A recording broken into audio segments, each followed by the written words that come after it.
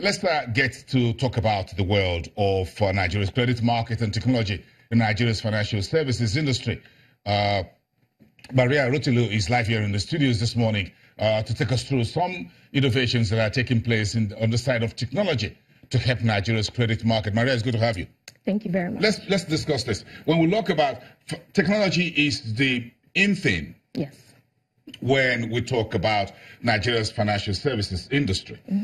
So, what new things are coming on board that perhaps I should pay attention to? I think there's a lot. I mean, even from the government, you can see initiatives like BVN, NIPS. This didn't exist about 5 years ago. Even with the banks, you see technology being at the center of what they do. And then for organizations like ours, where you can instantly access credit on your mobile phone, this was unheard of several years ago. So there's a lot happening in the industry, and I think this is a very good time. And I think the years will unroll even more innovative things in this sector. Technology as a game changer. Who are we targeting here? Are we looking at the top end of the market, the mid-market, or the bottom of the pyramid? Well, I think it's important that the average Nigerian can have access to credit and also have access to banking and finance services using technology as a lever. So in my mind, it would be the average Nigerian, regular people on the street, people who perhaps don't even have bank accounts. So long as they have a mobile phone, which is their proxy towards banking, they can access banking services. But there are key issues for service providers in Nigeria. So what are these underbellies, as I would want to put it? I think there's actually been quite a lot of innovation in terms of infrastructure. The infrastructure currently supports it. Like I mentioned, you have the BVN, you have payment partners like Paystack, like Flutterwave. You know, the industry is becoming more mature where players can just come in and plug into these services. So it's kind of more mature than it was many years ago. So I think this is a good time. In terms of, issues, there always will be. There's the fact that we have regulation. That space is actually really looking good, actually, with the government. And I think, on the other hand, with the users themselves, access to phones, mobile phones, you have people still having access to feature phones that don't have, internet penetration. But I think the future is actually looking good because the GSMA report says that 304 million people will have access to smartphones in 2025. That's 100% increase from 2017. So I think in as much as we have a lot to do now, the traction is in the right direction. Do you think that financial services, no longer banking services, financial services, is getting out of the purview or the exclusive list of banks? And there are other providers who are coming in, like the central bank is looking at more agency financial providers who are not necessarily traditional brick and mortar banking institutions. That's absolutely correct. I think banking will transition to something you do on your phone as opposed to something you have to go to some place to do. So banking is becoming something you have to do on your phone, not necessarily a place you have to visit. Banking is becoming much more streamlined and efficient, where people don't have to physically fill forms or talk to anyone, where you can access these services on your phone. So you're absolutely correct to the fact that banking is actually changing. The brick and mortar approach is kind of, nearing its end, and people are demanding for more efficient services, especially through their mobile phone as a proxy. So on the go. Yes. In my hand, in my pocket. Exactly. That's the future. But again, if you look at this credit market, will you still need physical papers? Okay, to do credit, because credit is not as making deposit. Now, you can deposit via an ATM, or you can do whatever it is, but to do credit, you need this. So I would argue otherwise. So now, because of the traction with technology, you literally don't need to physically see someone. For example, my company Branch, you essentially can get a loan without physically meeting anybody. We use data science. Instead of us asking you questions like, what collateral do you have? How much do you have? What do you earn? We get all that information via your mobile phone without physically laying eyes on you. And we're able to get some insight into you as a person and your ability to repay. And we use that to give a loan offer. And if you want to repay, you also don't need to physically visit anywhere. You just do it on your phone. So I think you're right. That era of physical papers and long forms. The KYC. Yes. That's what I'm talking about. Yes.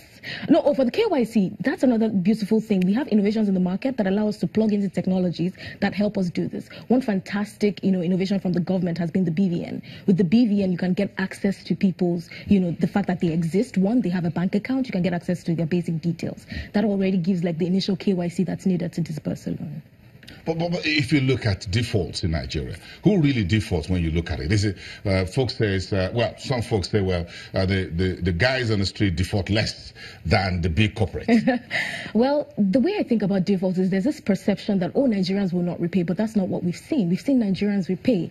I think it's a delicate balance between having, world-class data science. Data science essentially takes several data points and uses it to inform a credit decision on a user. I think that is the differentiating factor.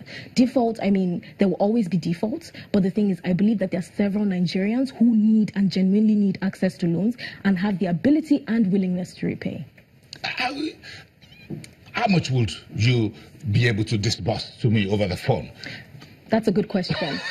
No, that's a very good question. Yes, you talk about it. But how much was the size here? Yes. So for Branch, we have about 3,000 to 150,000 naira that people can receive over the phone without any physical meeting. But the beauty about it is that you build your credit score. You get the initial amount. When you repay, we build trust in you. You build your credit worthiness. It's not a concept that's very, accepted in this market because it's not known, But I think as we go, people will understand the beauty of building credit worthiness, having a credit history, something that says that you're someone that we can borrow to and we would trust that you would repay back. So the prices are around 3,000 to 150,000 and people grow on the ladder. On the score. Yes. This is foreign. But it's innovative. This is foreign. But it's innovative. This is foreign. It's innovative, but it's foreign.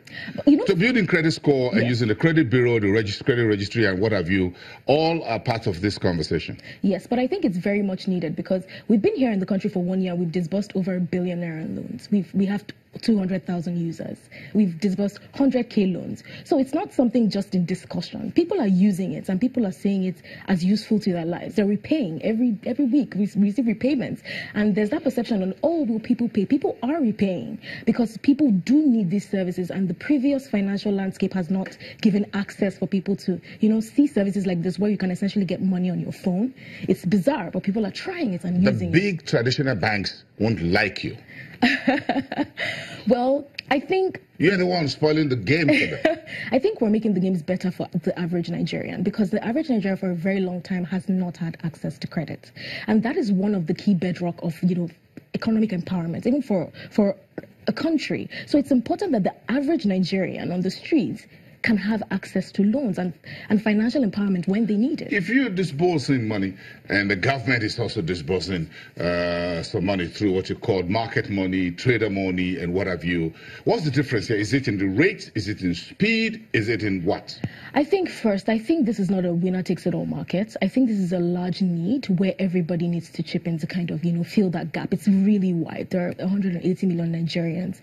A lot of them do not have access to credit. I think what differentiates Branch is essentially the speed. We have people receive loans in minutes and the efficiency and the fact that we're able to use world-class data science to analyze, smartphone data as opposed to physically meeting people, cutting off that time that one would need to go to a bank, fill a form, wait for a response from your credit person, and when you want to repay, having to go there, to make that payment. We're cutting all of that out. What I think we offer is really efficiency and convenience for the users.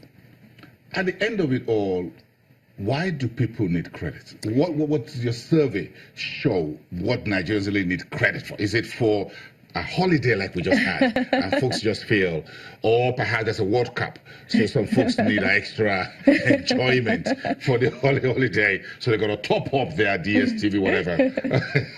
So what do folks in Nigeria need credit? You'd be surprised to know that 7 out of 10 Branch customers use their loans for small businesses.